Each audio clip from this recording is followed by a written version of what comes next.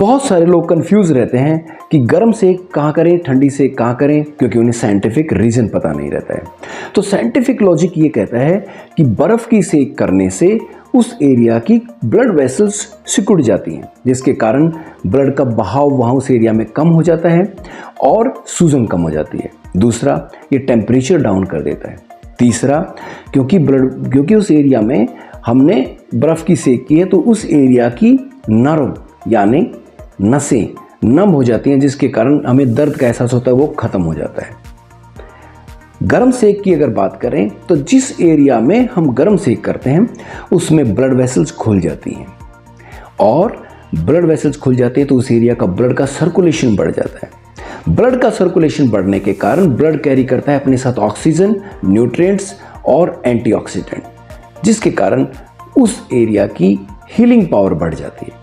तो इन दो लॉजिक को यूज़ करके हम अलग अलग एरिया में अलग अलग कंडीशंस में लोगों को बताते हैं कि आपको कहाँ बर्फ़ की सेक करनी है और कहाँ आपको गर्म सेक करनी है। जब भी बॉडी के किसी भी पार्ट में चोट लगती है, चाहे वो एक्सीडेंट के कारण लगे या खिलाड़ियों में जैसे खेल के दौरान कोई चोट लगती है, तो वहाँ पर चोट लगने के कारण एक प्रोसेस स्टार्ट हो जाता है जिसको हम इन्फ्लेमेशन बोलते हैं। इन्फ्लेमेशन एक मेडिकल टर्म है जिसके कारण उस एरिया में दर्द बढ़ जाता है, सूजन बढ़ जाती है। तो ऐसी कंडीशंस में हम पेशेंट को आइस पैक यानी बर्फ़ की सेक बताते हैं, जिसके कारण सूजन कम हो जाती है, पेन कम हो जाता है। लेकिन यही जब 2 से 3 हफ्ते में ये सूजन और दर्द का एहसास बहुत कम हो जाता है तो हमें उस एरिया में हीलिंग बढ़ानी है। हीलिंग के लिए हम ब्लड का सर्कुलेशन बढ़ाने के लिए उस एरिया में गर्म सेक बताते हैं ताकि जल्दी हीलिंग हो। किसी भी टाइप की आर्थराइटिस में, चाहे वो रूमेटॉइड आर्थराइटिस है, एनकाइलोजिंग स्पॉन्डिलाइटिस है या ऑस्टियोआर्थराइटिस है, इन सभी क्रॉनिक कंडीशंस में हम लोगों को गर्म सेक बताते हैं, क्योंकि इन कंडीशंस में मोस्टली लोगों को जॉइंट पेन रहते हैं, स्टिफनेस रहती है जॉइंट की। गर्म सेक स्टिफनेस कम करती है और मोबिलिटी को बढ़ाती है।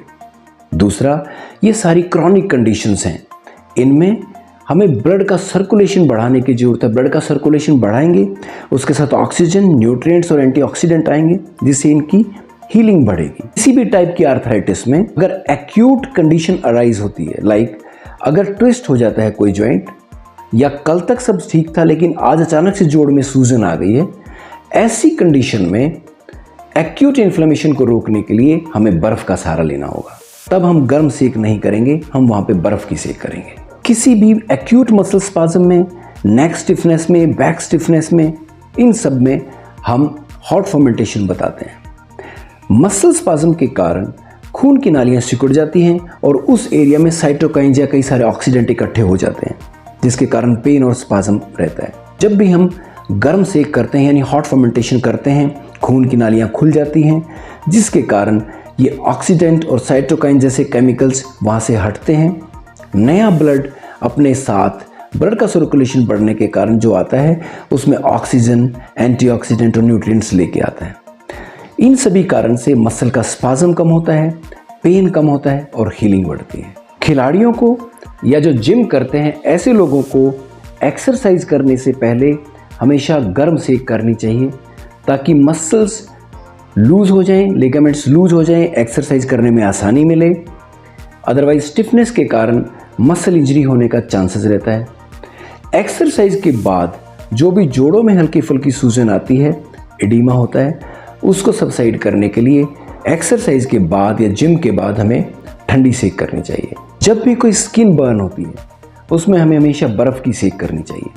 कोई भी पोस्ट ऑपरेटिव रिहैबिलिटेशन प्रोग्राम में अगर फ्रैक्चर की सर्जरी हुई है, जॉइंट रिप्लेसमेंट की सर्जरी हुई है, ऐसे केसेस में हमें स्टिच लाइन को बचा के उसके आसपास के एरिया में बर्फ़ की सेक करने से वहाँ पे सूनापन होता है, दर्द का एहसास कम होता है, सूजन कम होती है और एक्सरसाइज करने में सहायता मिलती है। बहुत ही इंपॉर्टेंट बात है कि हमें बर्फ़ की सेक कहाँ नहीं करनी है। तो जो लोग हार्ट की प्रॉब्लम से ग्रसित हैं या जिनको लंग्स की प्रॉब्लम है, ऐसे लोगों को बर्फ़ की सेक मना है।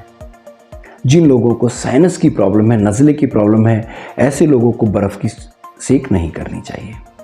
जिन लोगों को पेरिफेरल वास्कुलर डिजीज़ है यानी खून की नालियों के साइज़ की प्रॉब्लम है या जिनको क्लॉटिंग सिस्टम जिनका गड़बड़ है, ऐसे लोगों को बर्फ़ की सेक बिल्कुल मना है। या पेरिफेरल न्यूरल डिजीज़ है, यानी जो नसें हमें दर्द का एहसास कराती हैं, जिनके कारण नमनेस आ जाती है, जैसे डायबिटिक पेशेंट, ऐसे लोगों में बर्फ़ की सेक मना है, क्योंकि ऐसी कंडीशंस में आइस बर्न होने के चांसेस रहते हैं। कुछ लोग जैसे डीवीटी यानी डीप वेन थ्रोम्बोसिस या वेरिकोज वेन से ग्रसित हैं, ऐसे लोगों को बर्फ़ की सेक से बचना चाहिए।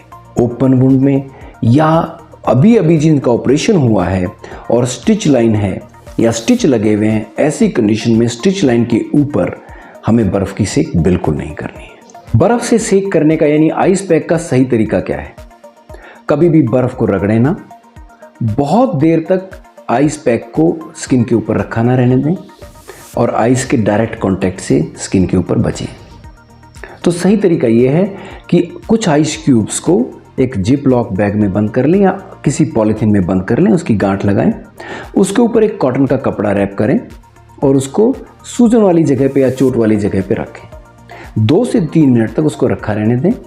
30 सेकंड के लिए उसको हटा दें, फिर 2 से 3 मिनट तक रखा रहने दें, फिर 30 सेकंड के लिए उसको हटा दें। ये प्रोसेस हम 10 से 20 मिनट तक कर सकते हैं। दिन में इसको 2 या 3 बार रिपीट कर सकते हैं। जब भी बर्फ़ किसी स्किन के ऊपर लगातार रखी रहेगी तो वहाँ पे ब्लड का सर्कुलेशन कम हो जाएगा।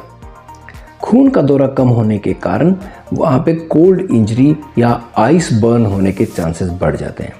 इसीलिए 2 से 3 मिनट रखने के बाद 30 सेकंड के लिए उसको हटाना जरूरी है। हॉट फर्मेंटेशन यानी गर्म सेक का सही तरीका क्या है? कभी भी ज़्यादा गर्म हॉट पैक ना लें, डायरेक्ट स्किन के कांटेक्ट में ना लेके आएं और बहुत देर तक हॉट पैक को ना रखें। हॉट फर्मेंटेशन 2 टाइप की होती है, dry heat and moist heat. Moist heat हमेशा ही बेटर मानी जाती है, क्योंकि ड्राई हीट से डिहाइड्रेशन होता है स्किन का, स्किन के बर्न के चांसेस बढ़ते हैं और ये कभी भी डीपेनेट्रेट नहीं करती है। इसके अपोजिट मॉइस्ट हीट स्किन में डीपेनेट्रेट करती है और स्किन में बर्न के चांसेस बिल्कुल नहीं होते हैं और स्किन को डिहाइड्रेट नहीं करती है। मॉइस्ट हीट कई तरीके से की जा सकती है, जैसे हम हल्के गर्म पानी में स्नान कर सकते हैं या किसी गीले टॉवल को निचोड़ के हॉट पैक के ऊपर रैप करके और उससे हम मॉइस्ट हीट ले सकते हैं। दोस्तों, हम बोन जॉइंट और स्पाइन से रिलेटेड हेल्थ वीडियोस अपने इस यूट्यूब चैनल पर डालते रहते हैं। तो अगर आपने अब तक हमारे चैनल को सब्सक्राइब नहीं किया है तो ज़रूर करें, ताकि ताज़ा अपडेट आप तक पहुँचते रहें। और अगर आपके पास भी कोई ऐसा टॉपिक है जिसके बारे में आपको जानकारी चाहिए तो हमें ज़रूर लिखें, ताकि उस पर भी हम एक अच्छा सा वीडियो बनाएं और आपकी जानकारी को बढ़ाएं। Thank you.